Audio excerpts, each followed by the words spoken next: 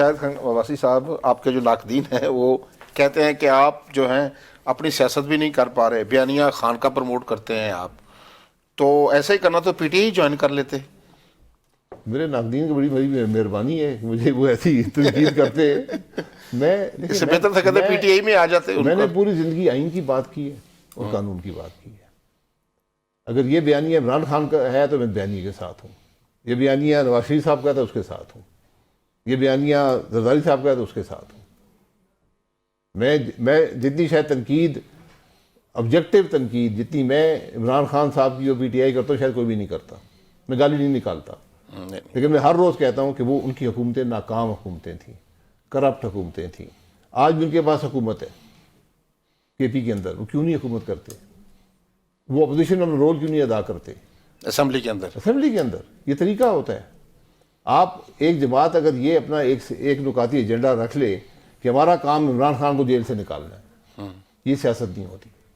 میں یہ 12 دفعہ کہہ چکا ہوں.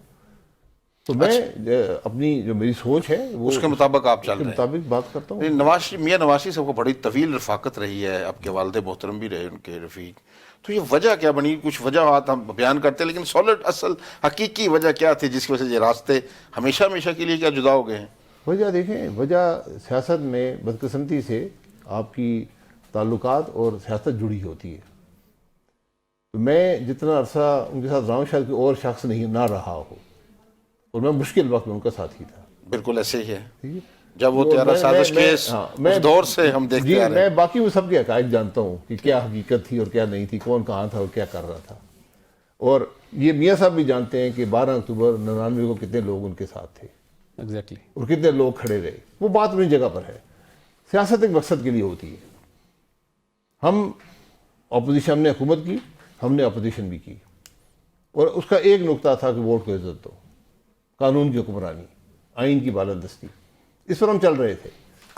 جب جماعت نے وہ چھوڑ دیا، آئین کا راستہ چھوڑ دیا، تو میں نے بہت کوشش کی جماعت کے اندر.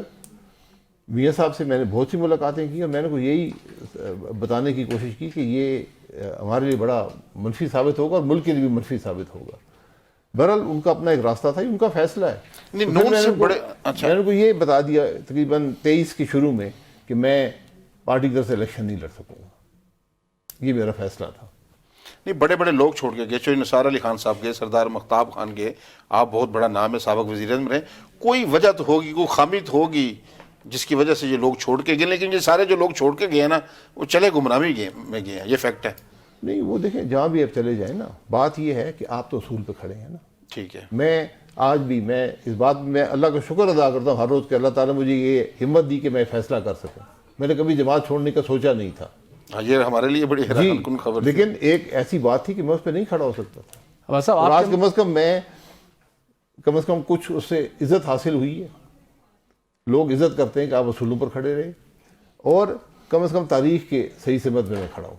میں اس بات سے مطمئن ہوں.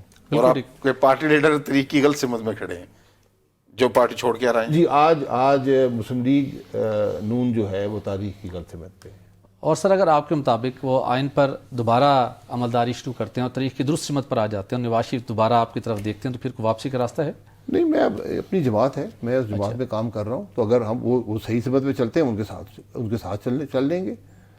دیکھیں نا، سیاست میں کوئی ذاتی مسئلہ نہیں ہوتا. میرا کوئی ذاتی مسئلہ نہیں ہے، میری کوئی ناراضگی نہیں ہے کسی سے. لیکن میں ووٹ کو مریم نواز کو رول ملنا پارٹی میں، اس سے کوئی کنسرن وہ معاملہ نہیں تھا آپ کے پارٹی سے؟ کوئی نہیں. میں نے پہلے بتا دیا تھا ان سب کو کہ میں جس دن آپ نے یہ تبدیلی کی تو میں پھر پارٹی عہدہ نہیں رکھ سکوں گا اور حکومتی عہدہ بھی نہیں. میں پارٹی کا ایک ورکر ہوں، میں رہوں گا پارٹی میں، لیکن وہ ان کے اپنے فیصلے